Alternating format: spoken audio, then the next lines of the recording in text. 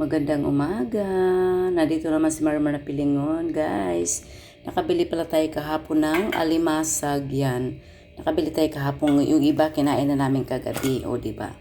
Hindi lang siya ganun kalaki kasi pag malaki hindi na rin namin kaya yung aligi. Sobrang dami baka matake tayong.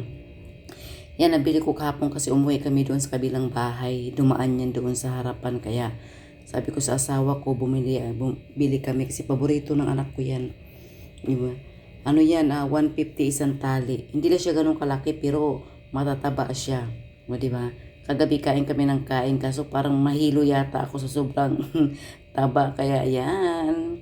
Yan, may natira pa pagising ng anak ko, guys. Anak ko, ang takaw niyan. Kahit 5 kaya niyang ubusin sa isang araw.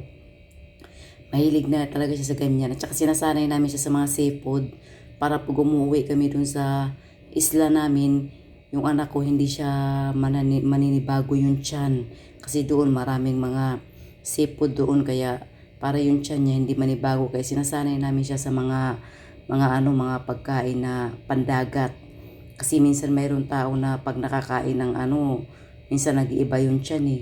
Yung anak ko kahit anong ipakain mo dito nako, kahit hilaw pa ng tilapia, kakainin niya. Tsaka in fairness, yung anak ko hindi naggaano, kahit yung asawa ko kaso bawal lang ito sa kanya kasi sasakit agad yung paa niya. Magandang umaga sa mga bagong followers ko dyan. Thank you so much sa inyo. Love you all. Bye!